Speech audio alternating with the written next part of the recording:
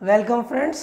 आज का जो वीडियो है वो है डबल डिस्प्लेसमेंट रिएक्शन पर। पीछे वीडियोस में हमने देखा था single displacement reaction, substitution reaction, वहाँ पर हमने उसको डिटेल में डिस्कस किया था। कुछ इंपॉर्टेंट रिएक्शंस थे जहाँ पर हमने देखा था कि बोर्ड किस तरीके से क्वेश्चन पूछता है कलर के बेसिस पर, और हमने एक इंपॉर्टेंट चीज़ वहाँ देखी थी मेटल एक्टिविटी सीरीज या रिएक्टिविटी सीरीज। तो रिएक्टिविटी सीरीज आई होप आपको अभी तक याद हो गई होगी, और वो रिएक्टिविटी सीरीज अगर आपको याद नहीं है तो कोई बात नहीं, जहाँ आपने नोट किया है इस वीडियो को अगर आप देख रहे हैं तो वो रिएक्टिविटी सीरीज को आप साथ में खोल के रखिए, क्योंकि आपको यूज आने वाला है इसका। तो चलिए, दो इसमें टाइप्स होते हैं, प्रेसिपिटेशन रिएक्शन और न्यूट्रलाइजेशन रिएक्शन। न्यूट्रलाइजेशन रिएक्शन के प्रैक्टिकल इंप्लीकेशंस बहुत होते हैं, बहुत इसके एप्लीकेशंस हैं। तो बोर्ड जो है यहाँ से क्वेश्चन जो है बराबर पूछता रहता है किसी ना किसी तरीके से। जो अगला चैप्टर एक एसिड बेसिस एंड सॉल्ट है, वहाँ पे न्यूट्रलाइजेशन रिएक्शन वहाँ पर भी आता है, तो वहाँ पर हम देखेंगे, लेकिन वहाँ पर जो देखने का तरीका होगा वो अलग होगा। यहाँ पर हम केवल और केवल एक थ्योरेटिकल पॉइंट ऑफ व्यू से चलेंगे, वहाँ पर हम रिएक्शंस भी साथ में लिखते हुए चलेंगे। तो चलिए शुरू कर रहे हैं फटाफट। डबल डिस्प्लेसमेंट रिएक्शन, इसका नाम जो होता है मेटाथेसिस भी होता है, ध्यान रखिएगा, कभी आपसे क्वेश्चन पूछ ले या आप कुछ और कॉम्पिटिटिव एग्जाम की क्वेश्चन की तैयारी वगैरह कर रहे होंगे तो फिर ये मेटाथेसिस के नाम से भी रिएक्शन आ जाता है। यहाँ पर देखिए क्या हो रहा है, सिंगल डिस्प्लेसमेंट रिएक्शन अगर आपने देखा था तो ये मेरा जो है एक्वस होता था, और यहाँ पर क्या होता था, सॉलिड होता था। यहाँ पर क्या है, दोनों, ये भी एक्वस मीडियम में है, मतलब जो मेरा आयन, ये भी आयनिक कंपाउंड है और ये भी मेरा क्या है, आयनिक कंपाउंड है।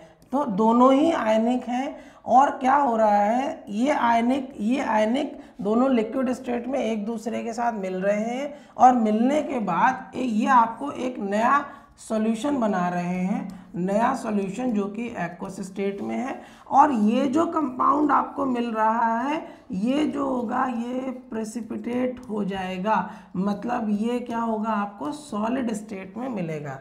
तो वहाँ पर क्या था, एक एक्वस था, दूसरा सॉलिड था, रिएक्ट हो रहा था, इंटरचेंज हो रहे थे आयन के, और सॉलिड में प्रेसिपिटेट होके आ रहा था। यहाँ पर दोनों ही सब्सटेंसेस, दोनों ही रिएक्टेंट हमारे एक्वस स्टेट में होंगे और आयनिक होंगे। तो ये बेसिक डिफरेंस है डिस्प्लेसमेंट रिएक्शन और इसमें। डेफिनेशन आप देख सकते हैं, a reaction where parts of two ionic compound, दो आयनिक कंपाउंड, एक ये एज रिएक्टेंट आर एक्सचेंज होते हैं and make two new compounds. अब एक्सचेंज देखिए यहाँ पर क्या हो रहा है, ए ने क्या किया है, सी को हटा दिया है, ठीक, और डी जो वहाँ से हटा, डी ने किसकी जगह ली, बी की। तो आप देखिए एक डिस्प्लेसमेंट जो है वो सी का हुआ है, एक डिस्प्लेसमेंट, और ये डी है, सी नहीं है, डी है, ठीक है ना, डी को हटाया। तो एक डिस्प्लेसमेंट मेरा क्या हो गया है, इसका हुआ है, नहीं डी ही है, ए डी, ठीक है ना। दो डिस्प्लेसमेंट यहाँ पर हो रहे हैं, तो इसीलिए इसको जो है हम डबल डिस्प्लेसमेंट रिएक्शन देखते हैं। फिर से देख लीजिए, ए ने सी को हटाया है और सी ने क्या किया है, वापस से आके वी की जगह ले लिए, तो दो एक्सचेंजेस हो रहे हैं। तो इस तरीके के जो रिएक्शंस होते हैं इनको डबल डिस्प्लेसमेंट रिएक्शंस कहते हैं। दोनों ही एक्वस में होंगे, ये भी एक्वस में होगा, ये सॉलिड स्टेट में होगा।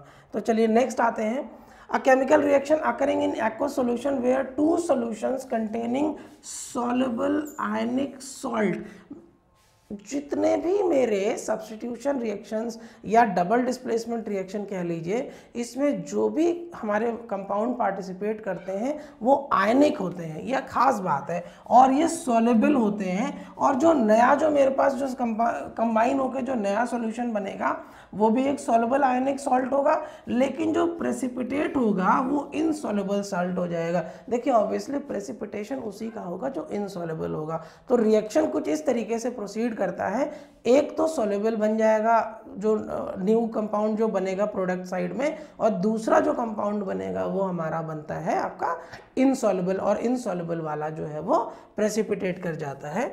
These insoluble salt formed settles down at the bottom are called precipitate. तो प्रेसिपिटेशन मैंने बता दिया है। देख लेते हैं यहाँ पर, देखिए यहाँ पर इस तरीके से रिएक्शन जब हुआ है तो धीरे धीरे बाद में ये प्रेसिपिटेट होकर नीचे की तरफ बैठने लगा है। प्रेसिपिटेशन इसी को बोलते हैं। बाद में सॉल्यूशन में सॉलिड फॉर्म में प्रेसिपिटेट होकर बाहर बैठ जाएगा ये सॉल्यूशन में।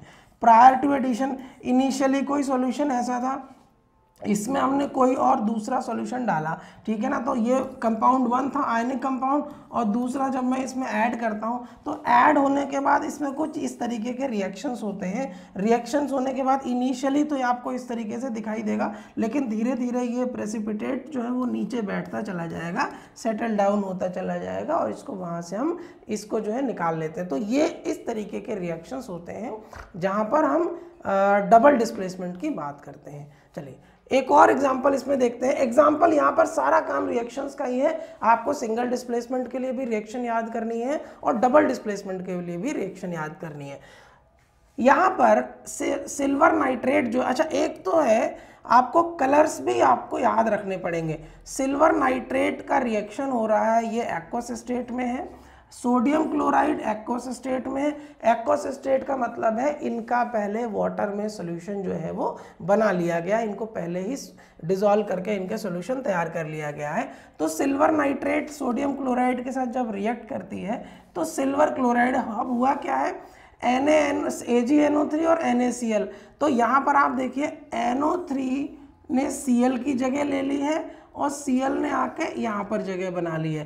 तो इसने एक अपनी पोजीशन को छोड़ा है और इसने अपनी पोजीशन को छोड़ा है, मतलब दो पोजीशंस का एक्सचेंज हुआ है, तो डबल डिस्प्लेसमेंट यहाँ पर हो जाता है। तो AgNO3 NaCl AgCl और NaNO3 बनाता है। इसका आप एक पिक्चर देख लीजिए। यहाँ पर क्या है, ये जो पहले था हमारे पास, देखिए AgNO3 को इसमें डाल रहे हैं, AgNO3 को हम डाल रहे हैं और ओरिजिनल सॉल्यूशन ये NaCl का है। तो ये तो रहा NaCl लिक्विड मीडियम में है, और यहाँ पर भी ये देखिए ऊपर से पोर कर रहे हैं AgNO3 को, तो दोनों ही एक्वस मीडियम में है। और जैसे जैसे AgNO3 नीचे आता जाता है सॉल्यूशन के अंदर, तो ये सीधा सीधा क्या हो रहा है, प्रेसिपिटेट होता चला जा रहा है, ये वाइट क्लाउड बनाता चला जा रहा है, वाइट क्लाउड बना रहा है, इसका मतलब रिएक्शन हो रहा है। और धीरे धीरे थोड़े टाइम के बाद ये जो वाइट प्रेसिपिटेटेड मैटर है ये नीचे बैठ जाएगा, प्रेसिपिटेट हो जाएगा, जो कि सिल्वर क्लोराइड है। सिल्वर क्लोराइड का आपको कलर ध्यान रखना चाहिए, वाइट होता है। तो ये रिएक्शन आपका है डबल डिस्प्लेसमेंट रिएक्शन। नेक्स्ट आइए इसी में डबल डिस्प्लेसमेंट में ही, अब यहाँ पर क्या कर रहे हैं हम, सोडियम सल्फेट और बेरियम क्लोराइड ले रहे हैं, दोनों एक्वस मीडियम में है। यहाँ पर देखिए क्या हो रहा है, क्लोरीन सल्फेट की जगह और सल्फेट जो है वो इसकी जगह, तो दो पोजीशंस एक्सचेंज हो रही हैं, डबल डिस्प्लेसमेंट रिएक्शन है, दोनों एक्वस स्टेट में है। बेरियम सल्फेट जो है वो वाइट प्रेसिपिटेट होके नीचे बैठ जाएगा और सोडियम क्लोराइड का जो एक्वस सॉल्यूशन है वो मेंटेन रहेगा।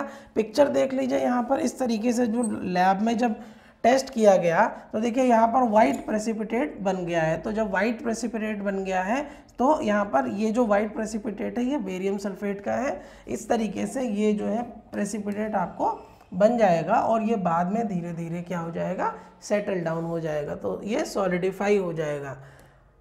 इस तरीके के क्वेश्चन, ये सारे जो क्वेश्चन हैं बोर्ड में पहले भी पूछे जा चुके हैं और कई बार दूसरे तरीके से पूछता भी है इसको। Next is your neutralization reaction. अब न्यूट्रलाइजेशन रिएक्शन क्या होता है, देखिए अगर आप समझें न्यूट्रलाइजेशन रिएक्शन में काम वही हो रहा होगा, दो रिएक्टेंट मिल रहे होंगे, लेकिन यहाँ पर न्यूट्रलाइजेशन रिएक्शन मुझे क्या सिग्निफाई करता है कि मुझे एक जो फाइनल जो प्रोडक्ट मिलेगा वो न्यूट्रल सॉल्यूशन होगा। और देखिए केमिस्ट्री में तीन ही तरीके के मेजरली कंपाउंड होते हैं, एक तो हमारा हो गया एसिडिक कंपाउंड, बेसिक कंपाउंड और हमारे सॉल्ट्स होते हैं जिनको हम न्यूट्रल बोलते हैं। तो न्यूट्रलाइजेशन रिएक्शन में क्या होगा, एक एसिड होगा एक सब्सटेंस, दूसरा सब्सटेंस बेसिक नेचर का होगा, दोनों जब मिलेंगे तो हमारा जो नया जो प्रोडक्ट बनेगा वो सॉल्ट होगा और सॉल्ट अपने आप में न्यूट्रल होता है, तो इसीलिए इसका नाम ही न्यूट्रलाइजेशन रिएक्शन रख दिया गया। तो यहाँ पर देखिए एसिड जो है वो बेस के साथ मिल रहा है और यहाँ पर सॉल्ट बना रहा है और water as a byproduct इसमें से निकलेगा। तो यहाँ पर इसका एक जनरल रिएक्शन क्या है, एसिड एक्वस स्टेट में है, बेस एक्वस स्टेट में है, डबल डिस्प्लेसमेंट रिएक्शन में दोनों रिएक्टेंट आपके एक्वस स्टेट में होंगे। फिर बता रहा हूँ सिंगल डिस्प्लेसमेंट में एक एक्वस स्टेट में होगा, दूसरा सॉलिड स्टेट में होगा रिएक्टेंट। एसिड जो है वो एक्वस में है, बेस भी एक्वस स्टेट में है, सॉल्ट बना रहा है, सॉल्ट मेरा कैसा होता है, न्यूट्रल। सॉल्ट होता है न्यूट्रल। एसिड हम किससे मेजर करते हैं? H+ आयन से। मतलब जो सब्सटेंस सॉल्यूशन में H+ आयन रिलीज करेगा उनको हम एसिड्स कहते हैं, और जो सब्सटेंस सॉल्यूशन में OH- रिलीज करेगा उनको हम बेस कहते हैं। और सॉल्ट बनता है और वाटर बनता है। इस तरीके के रिएक्शंस होते हैं। एक एक एप्लीकेशन देख लेते हैं, और ये एप्लीकेशन आपसे एग्जाम में पूछी जाती हैं। मतलब आप मान के चलिए कोई ना कोई एप्लीकेशन 100% आती ही है, 1 नंबर 2 नंबर में, या कई बार ये एप्लीकेशन जो है वो केस स्टडीज़ के फॉर्म में आती हैं। चलिए, तो सबसे पहला एप्लीकेशन है इसका वेस्ट वाटर ट्रीटमेंट। अब वेस्ट वाटर ट्रीटमेंट क्या है? जो हमारी इंडस्ट्रीज़ होती हैं, इंडस्ट्रीज़ क्या करती हैं, जो प्रोडक्ट बनाती हैं, तो इंडस्ट्रीज़ में बहुत सारे केमिकल्स का यूज़ होता है, और केमिकल्स जो होंगे या तो वो एसिडिक होंगे या वो बेसिक होंगे। तो जो वेस्ट निकल रहा होगा किसी भी प्रोसेस को होने के बाद, किसी रिएक्शन को होने के बाद, या किसी प्रोडक्ट फॉर्मेशन के बाद जो वेस्टेज निकल रहा होगा, उस गंदगी को क्या करते हैं, नदियों में बहा दिया जाता है।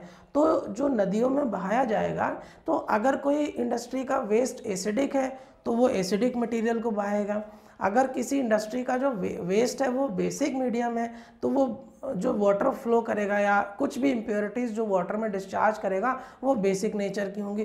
तो इस तरीके से जो वाटर है जो जहाँ पर डिस्चार्ज किया जा रहा है वहाँ पर उसकी पीएच वैल्यू को ये चेंज कर देता है, जिसकी वजह से जो उसमें रहने वाले जो एक्वाटिक एनिमल हैं उनकी लाइफ को नुकसान पहुंच सकता है, क्योंकि अगर पीएच मीडियम चेंज होगा तो लाइफ पर अफेक्ट डालेगा। और यही पानी जो है हम पीते हैं, तो वहाँ पर क्या होगा, ग्राउंड वाटर में भी कई बार एल्कलाइन नेचर बहुत ज़्यादा बढ़ जाएगा, या एसिडिक नेचर, या इस तरीके के सॉल्ट उसमें ऐड हो जाएंगे जो उसकी पीएच वैल्यू को बहुत ज़्यादा चेंज कर देंगे। तो इंडस्ट्रियल एप्लीकेशन में अभी क्या है, हर जो गवर्नमेंट है वो क्या कहती है कि अगर आपका एसिडिक वेस्ट हो रहा है तो आप जब इसको डिस्चार्ज करेंगे तो न्यूट्रल बना के कीजिए, तो आप एसिड में बेस मिला दीजिए, और अगर आपका डिस्चार्ज बेसिक है तो बेसिक में एसिड मिला दीजिए। ये तो एक जनरल बात हो गई है, लेकिन ज़्यादातर जो इंडस्ट्रियल जो वेस्ट होता है वो एसिडिक होता है, क्योंकि जो केमिकल रिएक्शन में जो पार्टिसिपेशन होगा, क्लीनिंग हो रही है, मान लो जैसे लेदर क्लीनिंग हो गई है या कोई और प्रोडक्ट फॉर्मेशन हो, तो ज़्यादातर आप देखिए एसिड ही वेस्टेज होता है। तो इन दैट केस उस जो डिस्चार्ज, जो एसिडिक डिस्चार्ज है, उसको पहले ट्रीट किया जाता है, इसीलिए इसको बोला है वेस्ट वाटर ट्रीटमेंट। मतलब इंडस्ट्री का जो वेस्ट वाटर होगा उसका ट्रीटमेंट करना जरूरी है।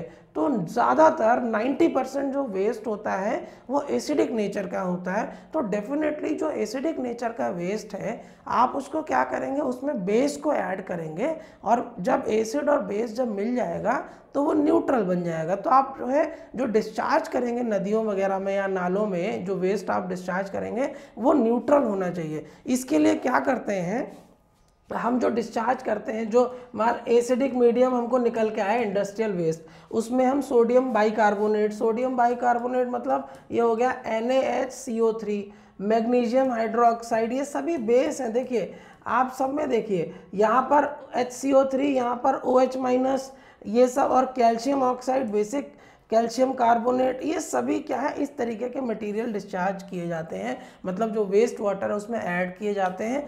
तो ये क्या करते हैं, एसिडिक को न्यूट्रल और बेसिक को न्यूट्रल इस तरीके से बनाते हैं। तो वेस्ट वाटर ट्रीटमेंट में ये खास ध्यान रखना है, क्योंकि आप ऐसे ही नहीं इंडस्ट्रियल वेस्ट को डिस्चार्ज कर सकते हैं, एक्वस लाइफ को इम्पैक्ट करता है।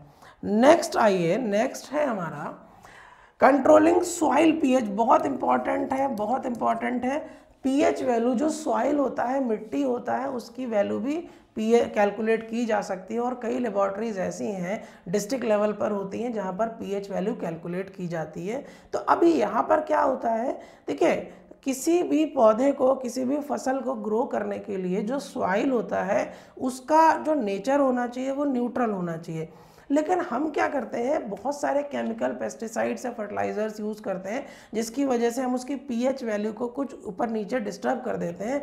तो कभी कभी तो सॉइल एसिडिक हो जाती है, और कभी कभी जो सॉइल का नेचर होता है बेसिक हो जाता है। अब आपको कैसे पता चलेगा कि आपके यहाँ पर जो सॉइल है उसका नेचर कैसा है, तो उसके लिए बहुत सारी लेबॉर्ट्रीज गवर्नमेंट ने बना रखी हैं जो फ्री ऑफ कॉस्ट अपनी या नॉमिनल चार्जेस पर सर्विसेज देती हैं।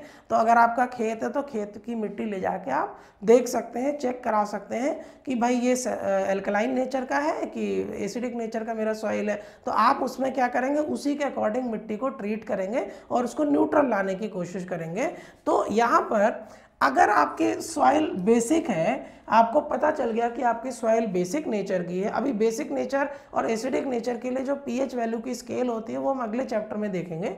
तो अभी तो फिलहाल ऐसे याद कर लीजिए थोड़ा सा, अगर सॉइल बेसिक नेचर की है तो ऑब्वियसली बेसिक में आपको एसिड ऐड करना पड़ेगा, तभी ये न्यूट्रल होगी। तो अब आपको क्या करना पड़ेगा, एसिड ऐड करना पड़ेगा। तो देखिए जितने भी हमारे ऑर्गेनिक मैटर होते हैं, ऑर्गेनिक मैटर मतलब सब्जियां और छिलके सब्जियों के उस तरीके का जो ऑर्गेनिक वेस्ट होता है, या जो कंपोस्ट या वर्मी कंपोस्ट खाद जो होती है, ये एसिडिक नेचर की होती है। ठीक, तो अगर आपकी सॉइल बेसिक की है तो आप उसमें क्या करेंगे, कंपोस्ट या वर्मी कंपोस्ट ऐड करेंगे, क्योंकि ये एसिडिक नेचर की होती है। तो सॉइल आपकी बेसिक है, एसिडिक सब्सटेंस ऐड कर दिया है, उस बाद में वो जो सॉइल होगी वो उसका जो नेचर हो जाएगा वो न्यूट्रल हो जाएगा। अगर आपका जो सॉइल है वो कैसा है, एसिडिक है, सॉइल कैसा है आपका, एसिडिक है, तो आप उसमें क्या करेंगे, बेस ऐड करेंगे। अच्छा, नॉर्मली जो सॉइल होता है उसकी जो पीएच वैल्यू है या जो नेचर है उसका, वो नॉर्मली क्योंकि हम इतने केमिकल्स यूज़ करते हैं वो एक्चुअली एसिडिक की तरफ ही इंक्लाइन हो जाती है। तो ज़्यादातर अगर आप सॉइल को टेस्ट करेंगे तो सॉइल ज़्यादातर एसिडिक ही निकलेगी। तो एसिडिक सॉइल में क्या करते हैं, हम बेस ऐड कर सकते हैं ये वाले। तो सबसे पहला हमारा जो हो गया वो क्विकलाइम हो गया, जिसको हम कैल्शियम ऑक्साइड बोलते हैं, और calcium carbonate, lime stone CaCO3, और कैल्शियम हाइड्रोक्साइड जिसको हम स्लैग लाइम भी बोलते हैं। ये तीनों हमने लाइमस्टोन साइकिल में पढ़े हुए, आप वहाँ से भी देख सकते हैं। तो एसिडिक सॉइल में बेस ऐड करेंगे, बेसिक सॉइल में एसिड ऐड करेंगे। तो इस तरीके के आपके क्वेश्चंस जो है वो आ सकते हैं। कभी क्वेश्चन ये भी आ जाता है कि सॉइल का नेचर एक्चुअली में कैसा होना चाहिए। नेक्स्ट है एंटी एसिड्स, फिर से एक नया इंपॉर्टेंट टॉपिक है।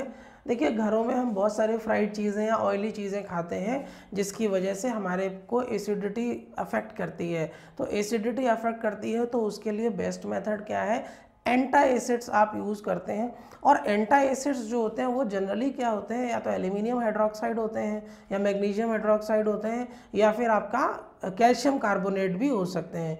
तो ये क्या एसिड आपके बॉडी के अंदर स्टमक में एसिड जनरेट हो रहा है, एसिडिक एनवायरनमेंट हो रहा है, उस एसिडिक एनवायरनमेंट को न्यूट्रल करना है।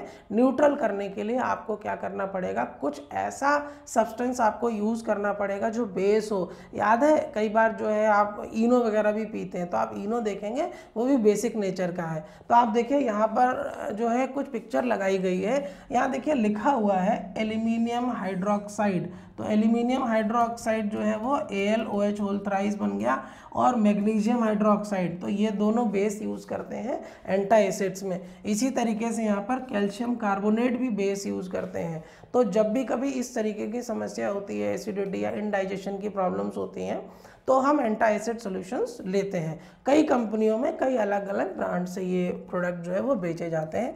Aluminium hydroxide AlOH3, magnesium hydroxide MgOH3, right. इसको आप देख लीजिएगा, acid produce in the body and the base tend to cause the neutralisation reaction. इसको न्यूट्रल कर देगा, that soothes and discomfort and temporarily cures this disease. देखिए यहाँ पर जितना भी चीज़ें हम पढ़ रहे हैं, हम कहीं पर भी रिएक्शन नहीं लिख रहे हैं। ऐसा नहीं है कि इनका रिएक्शन नहीं होगा, रिएक्शन है। जब हम properly acid base and salt chapter पढ़ेंगे वहाँ पर भी इन चीज़ों को हम डिस्कस करेंगे, लेकिन वहाँ पर हम पूरे रिएक्शंस के साथ, यहाँ पर हम केवल थ्योरेटिकल अंडरस्टैंडिंग डेवलप कर रहे हैं।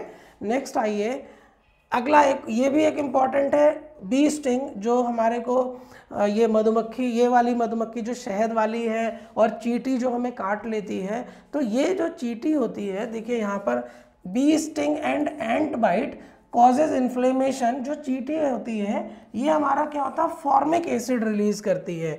और जो मधुमक्खी है ये भी हमारा क्या करता है, अपने अंदर से एक एसिड रिलीज करता है हमारी बॉडी में। जब डंक मारती है ना, उस केस में क्या होता है, एसिड रिलीज होता है। तो एंट और बी स्टिंग में फॉर्मिक एसिड होता है HCOH, ठीक है। इसका फॉर्मूला आप नोट कर लीजिएगा, HCOOH, फॉर्मिक एसिड इसको बोलते हैं, मिथेनोइक एसिड भी बोला जाता है इसको। तो फॉर्मिक एसिड जो है ये रिलीज किया है। अब आपको देखिए आपकी बॉडी में पहुंच गया एसिड, इसको न्यूट्रल करना है तभी आपकी तकलीफ दूर होगी। अब इसको न्यूट्रल करने के लिए आपको डेफिनेटली कुछ ना कुछ आपको चाहिए बेस। तो बेस के लिए आप क्या करेंगे, आप बेकिंग सोडा, बेकिंग पाउडर, इस तरीके के सब्सटेंसेस को ऐड कर लेते हैं। घरों में बेकिंग पाउडर और बेकिंग सोडा होता है।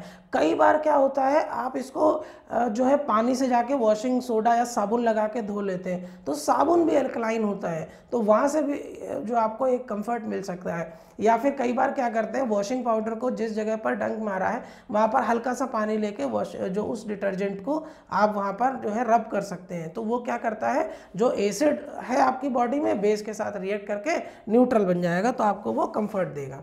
दूसरा, एक ये वाली मक्खी होती है, दिस इज कॉल्ड वॉस्प, जिसको हम ततैया भी बोलते हैं, येलो कलर की होती है। ये तो शहद बनाती है, ये शहद नहीं बनाती है, ठीक है। तो देखिए दोनों का नेचर डिफरेंस है। ये जब डंक मारती है तो ये आपकी बॉडी में एसिड रिलीज करती है। अब ये जब डंक मारेगी तो आपकी बॉडी में क्या करेगा, एल्कलाइन या बेस इंड्यूस करेगी, आपकी बॉडी में बेस जाएगा, ठीक है। तो आपको क्या करना पड़ेगा, एसिड लेना पड़ेगा। इस केस में आप क्या करेंगे, विनेगर अप्लाई कर सकते हैं। तो अभी उल्टा उल्टा काम नहीं करना है, ध्यान रखना है किसने काटा है, इसने काटा है तो आपको बॉडी में एसिड गया, बेस डालिए। इस वाले ने काटा है तो आपकी बॉडी में बेस गया, अभी एसिड को लाना पड़ेगा, तो विनेगर वगैरह आप उसमें जो है वो कर सकते हैं यूज़। तो ये आपका बी स्टिंग और एंट स्टिंग का भी क्वेश्चन जो है वो बनता है, एग्जाम में आता है। ब्रशिंग टीथ, जो हमारे दांत हैं उनमें भी कई बार गंदगी होती है, या कई बार जो है उसमें टूथ डिके की प्रॉब्लम आती है। जब देखिए टूथ डिके की प्रॉब्लम क्यों आती है, जो हमारा खाना होता है वो खाना क्या करता है, आपके दांतों में लगा रह जाता है, तो उस केस में क्या होता है, वो कुछ घंटों के बाद एसिड्स रिलीज करता है, और उसकी एक अपनी एसिड की पीएच वैल्यू होती है, और वो क्या करता है, दांतों को नुकसान पहुंचाता है, तो कैविटीज़ वगैरह प्रोड्यूस होने के चांसेस रहते हैं। तो जो टूथब्रश होता है, यहाँ पर देखिए, यहाँ पर लिखा हुआ बेकिंग सोडा पेरोक्साइड। तो ये जो बेकिंग सोडा और पेरोक्साइड है ये कैसे हैं, बेसिक नेचर के। तो आपका जो टूथपेस्ट होता है वो एल्कलाइन होता है, और आपके दांतों में जो गंदगी है, जो खाना आपने खाया है वो रह गया है, तो वो क्या करता है, एसिडिक होता है। वो एसिडिक आपके दांतों को खराब करेगा। इससे बचने के लिए आप एल्कलाइन टूथपेस्ट का यूज़ करते हैं। तो जब टूथपेस्ट जाता है वहाँ पर, तो जो एसिडिक एनवायरनमेंट है वहाँ पर रिएक्ट करके उसको न्यूट्रल कर देता है, और टूथ डिके की प्रॉब्लम से आपको बचा लेता है। तो ये भी आपको एग्जाम्पल याद रखना चाहिए।